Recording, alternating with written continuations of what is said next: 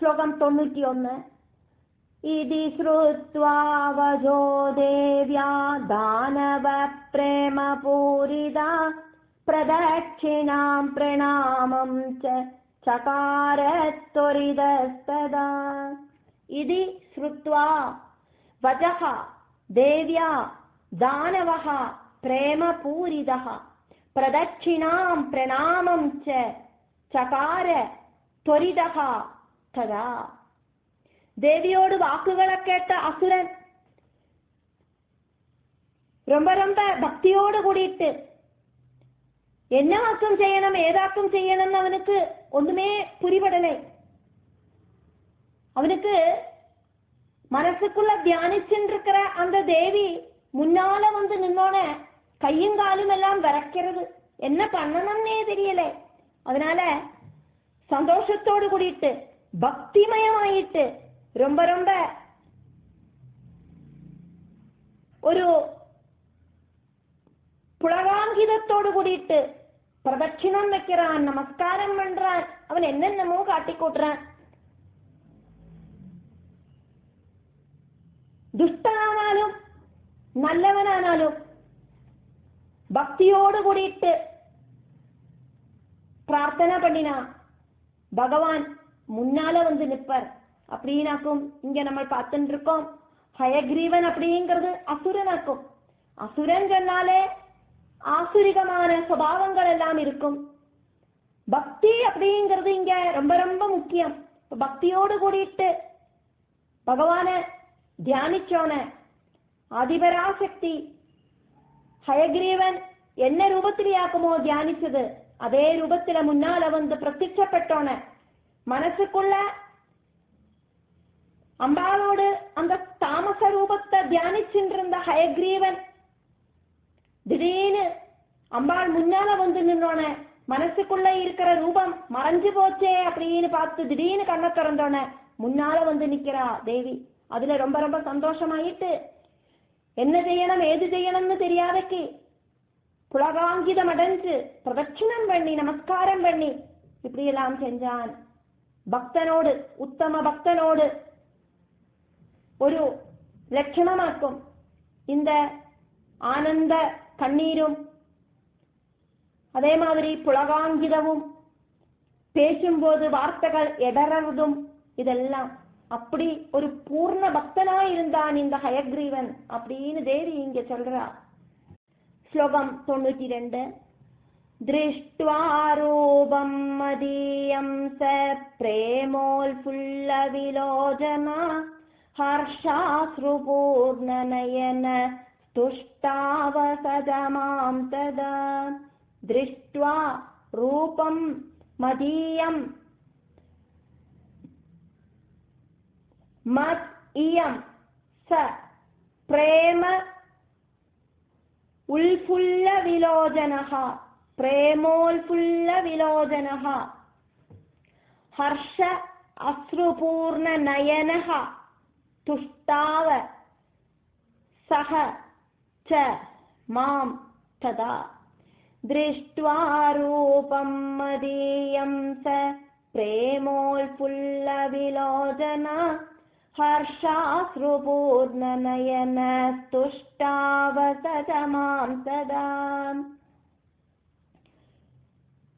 ஹயக்ரீவனுக்கு ஆனந்த கண்ணீர் கொட்டுறது. சரீரமெல்லாம் இப்படி ரோமங்கள் எல்லாம் எழுந்து நின்று புல்லரிக்கிறது. துருவனோடு முன்னால பகவான் கருடா வாகனனாயிட்டு கருடாருடனாயிட்டு பிரத்யட்சப்பட்டாரே. பகவான் பிரத்யட்சப்பட்டது தியானாவஸ்தையில இருக்கிற துருவன் தெரிஞ்சது எப்படி அப்படிங்கறத நம்ம பாக்கிறோம். அப்படின்னா மனசுல தியானிச்ச ரூபம் காணாம போனோன திடீர்னு கண்ணை திறந்து பார்த்தான் துருவன். அதே மாதிரி ஆக்கும் இங்க ஹயக்ரீவமூர்த்தி மனசுக்குள்ள தேவியோடு தாமச ரூபத்தை தியானிச்சுட்டு இருந்தோன திடீர்னு அந்த ரூபம் காணாம போனோன கண்ணை திறந்து பார்த்துட்டார். அப்ப முன்னால நிக்கிறா தேவி. உத்தம பக்த லட்சணத்தை இங்க எடுத்து சொல்லப்படுறது. பகவத் ரூபத்தை மனசுல மட்டும் தியானிச்சோன அந்த ரூபம் தியானமா இருந்தது. அந்த தியானிச்ச ரூபம் கண்ணு முன்னால வந்தோன அனுபவஸ்தமாயிட்டு வந்தோன புலகாங்கிதம் உண்டாகிறது, ஹர்ஷபாஷ்பம் உண்டாகிறது. இப்படி இந்த உத்தம பக்தனோட லட்சணத்தையும் கூடியும் இங்க தேவி தேவர்களுக்கு எடுத்து சொல்றா. ஸ்லோகம் 93. ஹயக்ரீவமூர்த்தி தேவி முன்னால வந்தோன என்னவாக்கும் வரம் கேட்டார் அப்படிங்கிறதையாக்கும் இதுல சொல்லப்படுறது. நமோ தேவ்யை மகாமாயே சிருஷ்டி ஸ்தித்யந்தகாரிணி பக்தானுக்ரஹசதுரே காமதே மோட்சதே சிவே. ஹயக்ரீவமூர்த்தி இங்க தேவிட்ட என்னவாக்கும் வரம் கேட்டார் அப்படின்னு சொல்லப்படுறது. அதனால ஹயக்ரீவ உவாஜா நமோ தேவ்யை மகாமாயே சிருஷ்டி ஸ்திதி அந்தகாரிணி பக்த அனுகிரக சதுரே காமதே மோட்சதே சிவே.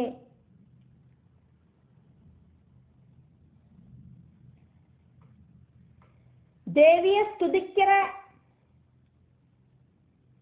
பக்தர்கள் அனுகிரகம் பண்றதுக்கு தால்பரியம் இருக்கிற தேவி. பக்தானுகிரக கல்பரே பக்தர்கள் கிட்ட தால்பரியம் இருக்கிறவளே, பக்தி இருக்கிறவாள எல்லாரையும் தேவி அனுகிரகிப்ப. அசுரன் அப்படினோ தேவன் அப்படினோ மனுஷன் அப்படினோ ஒன்னும் தேவிக்கு பாகுபாடு கிடையாது. அப்படி இருக்கிற தேவிய ஹயக்ரீவன் அப்படிங்கிற அசுரன் துதிக்கிறான். தேவி மகாமாயே சிருஷ்டிக்கும் ஸ்திதிக்கும் சம்ஹாரத்துக்கும் காரணமாயிருக்கிறவளே, பக்தர்களை அனுகிரகிக்கிறதுல தால்பரியமாயிருக்கிறவளே, ஆரெல்லாம் என்னெல்லாம் ஆக்குமோ ஆசைப்படுறா அந்த ஆசைகளை எல்லாம் சாதிச்சு கொடுக்கிறவளே, மோட்சத்தை கொடுக்கிறவளே, மங்களகாரிணியாயிருக்கிற தேவி உனக்கு நமஸ்காரம் அப்படின்னு. ஸ்லோகம் 94. தராம்புதேஜ பவன க பஞ்சானாம் ச காரணம் த்வம் கந்தரசரூபாணாம் காரணம் ஸ்பர்ஷ சப்தயோ.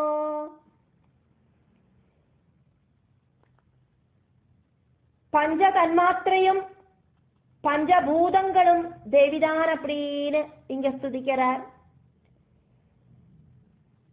கந்தம் ரசம் ரூபம் ஸ்பர்ஷம் சப்தம் இப்படி இருக்கிற பஞ்ச தன்மாத்திரங்களுக்கு காரணமும் தேவியாக்கும்.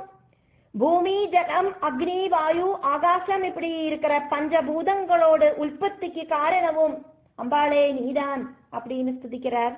ஸ்லோகம் 95. கிராணம் சரசனா சச்சுஸ்தோக்ஸ்ரோத்ரமிந்திரியாணி ஜ கர்மேந்திரியாணி ஜான்யானி த்வத்தः சர்வம் மகேஸ்வரி.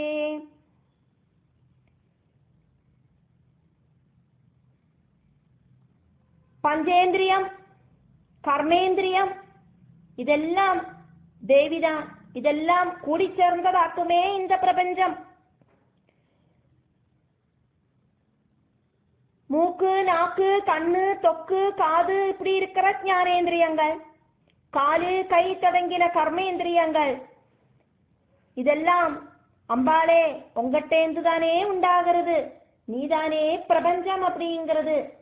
பிரகிருதியாயிருக்கிற ஆதிபராசக்தி அந்த மாயாதேவி அப்படின்னு துதிக்கிறார் ஹயக்ரீவன். ஸ்லோகம் 96. ஸ்ரீ தேவி உவாஜா தேவி ஹயக்ரீவனுக்கு ரிப்ளை சொல்றா.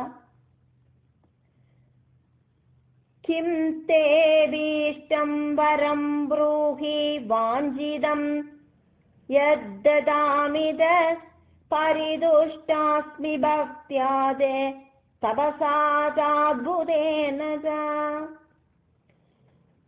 கிம் தே அபீஷ்டம் வரம் ப்ரூஹி வாஞ்சிதம் யத் ததாமி தத் பரிதுஷ்டாஹ அஸ்மி பக்த்யா தே தபசா ச அல்புதேன ச. உனக்கு என்ன வரமாக்கும் வேணுமோ அதை சொல்லு. நீ கேட்கிற வரத்தை நான் கொடுக்கிறேன். உன்னோட பக்தியாலையும் அதிசயமான தபசாலையும் நான் ரொம்ப ரொம்ப சாட்டிஸ்ஃபைட் ஆயிட்டேன். ஒண்ணுமே சாப்பிடாம உடம்ப வருத்தின்னு தபசு பண்ணினியே, என்ன பிரீதிப்படுத்துறதுக்கல்லவா நீ தபசு பண்ணினாய். அது எனக்கு சந்தோஷமாயாச்சு. இந்திரியங்களை எல்லாம் கண்ட்ரோல் பண்ணிண்டாக்குமே தபசு பண்ணினாய். சரீரபோதம் இல்லாதக்காக்குமே தபசு பண்ணினாய். என்ன மட்டுமே நினைச்சுண்டாக்குமே தபசு பண்ணினாய். அதெல்லாம் எனக்கு சாட்டிஸ்ஃபைட் ஆயாச்சு. அதனால உன்னோட பக்தி அப்படிங்கிறது எனக்கு பூர்ணமா பிடிச்சது. அதனால உனக்கு என்ன வர மனமானாலும் கேட்டுக்கோ. ஸ்லோகம் 97. ஹயக்ரீவ உவாஜா. ஹயக்ரீவர் இங்க அம்பாளுக்கு பதில் சொல்றார் அப்படின்னு அம்பாள் தேவர்கள் கிட்ட சொல்லின்னு இருக்கா. என்னவாக்கும் வரம் கேட்டான் இந்த ஹயக்ரீவன் அப்படிங்கிற அசுரன் அப்படின்னு. யதா மே மரணம் மாதர் ந பவேத் ததா குரு பவேயம் அமரோ யோகி ததா ஜேய சுராசுரே. யதா மே மரணம் மாதஹா ந பவேத் தது ததா குரு பவேயம் அமரஹா யோகி ததா அஜேயஹா சுர அசுரைஹி. மரணபயம் இல்லாததாயிட்டு இந்த உலகத்துல ஆருமே இல்லை. மனுஷாலும் மரணத்தை பயந்துதான் வாழ்ந்துட்டு இருக்கோம்.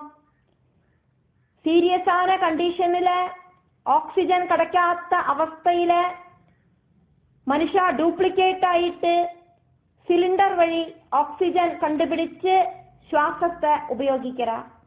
மரணத்தை பயந்து மிருத்யுஞ்சய ஹோமம் எல்லாம் நடக்கிறா. வார்த்தக்கியம் வந்தானா மரணம் அதிசீக்கிரம் வந்துடும் அப்படின்னு பயந்துக்கிறா. இந்த வயசாயிடுத்து எனக்கு வயசாயிடுத்து அப்படின்னு தோணாம இருக்கிறதுக்கு கண்ணாடிய பார்த்தானா தலைமுடியெல்லாம் இப்படி விளவிளேன்னு நரைச்சு கிடக்கு. அதை பார்க்கறத வயசாயிடுத்துன்னு தோணல் வர்றது. அப்போ ஒரு பயம் உண்டாகிறது.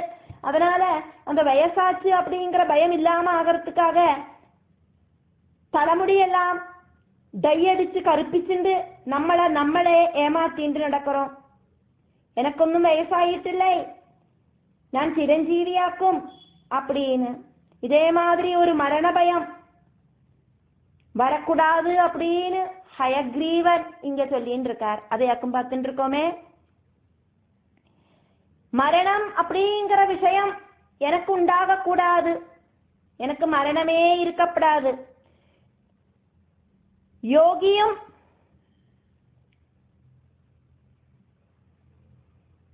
நான் தான் ஆயிருக்கணும். எனக்கு எல்லா விதமான ஞானமும் இருக்கணும்.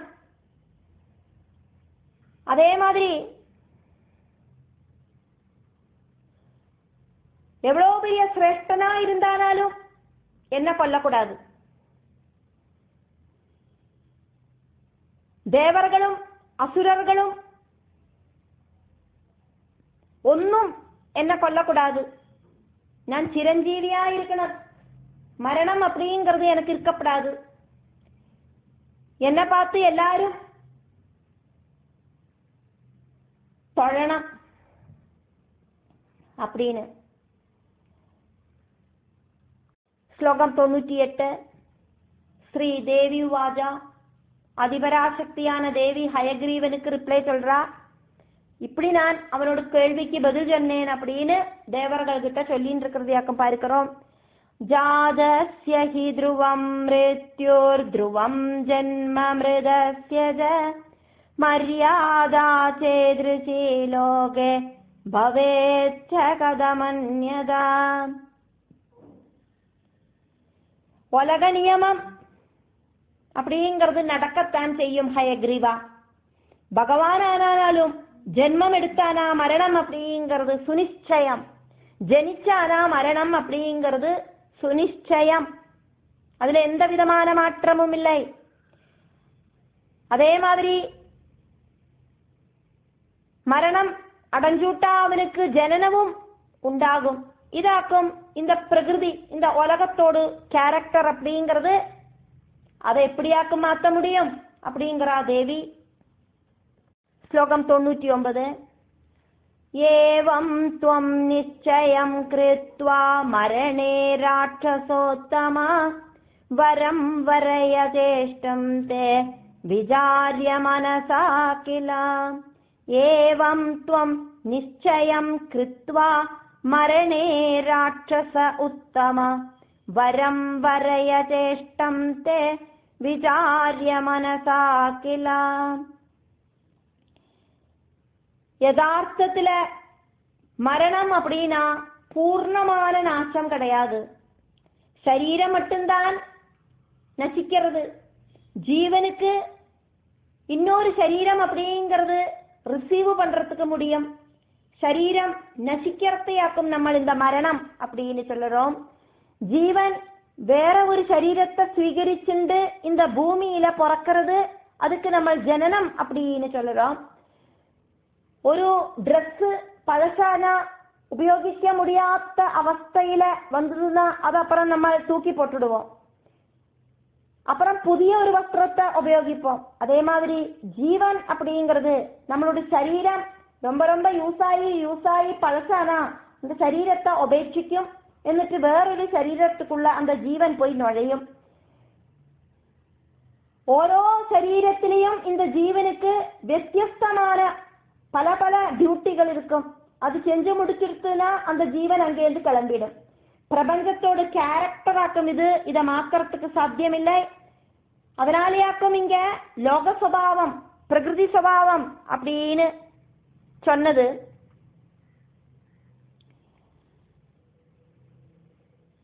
இந்த மாற்றம் அப்படிங்கிறது எப்பவும் உண்டாகிறதாக்கும். இந்த மாற்றம் அப்படிங்கிறது மஸ்ட் ஆக்கும். அதனால நீ கேட்ட வரத்தை ஒன்னு மாத்தி கேளே ப்ளீஸ் ப்ளீஸ்.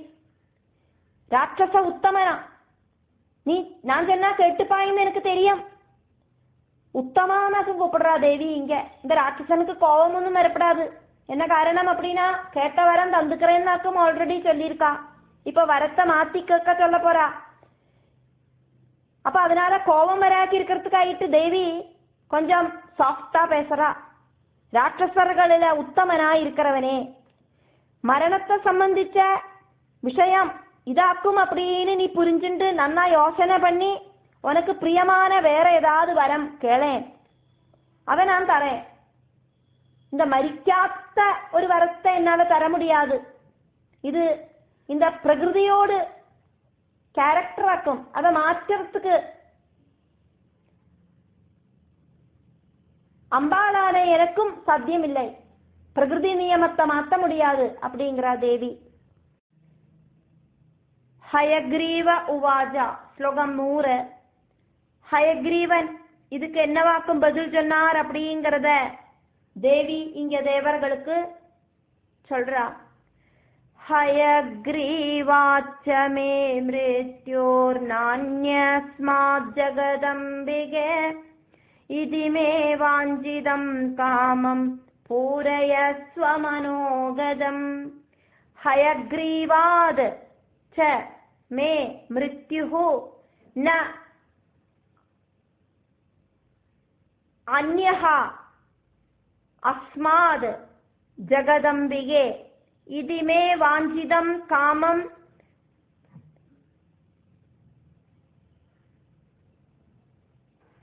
பூரய ஸ்வமனோகதம்.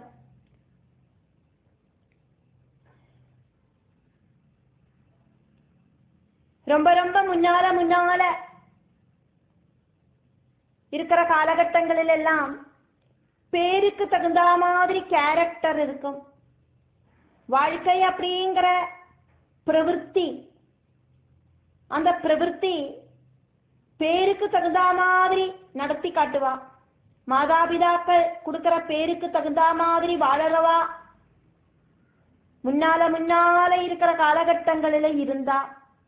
அதனால ஹயக்ரீவர் இங்க சொல்றார், என்னோடு சேம் கேரக்டர் ரூபங்களோடு கூடினவனுக்கு மட்டும்தான் என்ன கொல்லறதுக்கு சாதிக்கணும்.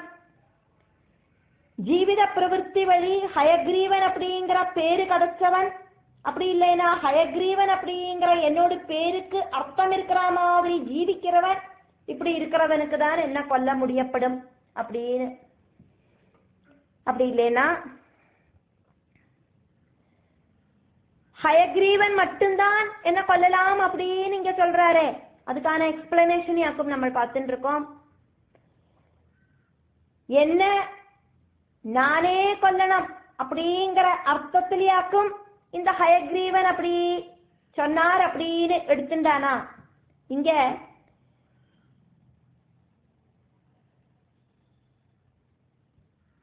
ஹயக்ரீவன் தான் என்ன கொல்லணும் அப்படின்னு ஹயக்ரீவன் கேட்டிருக்கார். இங்க நான் அப்படிங்கிற ஹயக்ரீவன் அப்படின்னு வார்த்தைய ஹயக்ரீவன் யூஸ் பண்ணலை, பேரை மட்டும் சொல்றார். ஹயக்ரீவன் தான் என்ன கொல்லலாம், நானா இருக்கிற ஹயக்ரீவன் தான் என்ன கொல்லலாம் அப்படின்னு சொல்லியிருந்தா அவன் தப்பிச்சிருப்பான். அப்படி அவனுக்கு சொல்லறதுக்கு புத்தி ஒர்க் பண்ணலை. புத்தி பல டைம்ல ஒர்க் பண்ணாது. புத்திபூர்வம் பலதும் செய்யறத நம்ம அறியாமையே வேண்ட டைம்ல வேண்ட வார்த்தைகளை உபயோகிக்கிறதுக்கு மறந்துடுவோம். வேண்ட விதத்துல சொல்ல வேண்டியது சொன்னாதான் அதுக்கு பூர்ணதை உண்டாகும் அப்படிங்கிறத இது வழியா நம்ம படிக்க வேண்டிய பாடமா இருக்கு. இங்க ஹயக்ரீவன் என்ன சொன்னார் அப்படின்னாக்குமே தேவி சொன்னா. அப்ப அதனோட அர்த்தங்களையாக்கும் நம்ம இங்க கொஞ்சம் எடுத்து பார்த்தோம். இப்படியும் இருக்கலாம், அப்படியும் இருக்கலாம். ஹயக்ரீவனிலேந்து அல்லாதைக்கு வேற ஒருத்தர்ட்டேந்தும் எனக்கு மரணம் உண்டாகப்படாது, இதாக்கும் என்னோட ஆசை அப்படின்னு சொல்லிட்டு இந்த ஆசைய சாதிப்பித்து தாருங்கோ தேவி அப்படின்னு ஹயக்ரீவன் என்கிட்ட கேட்டார்.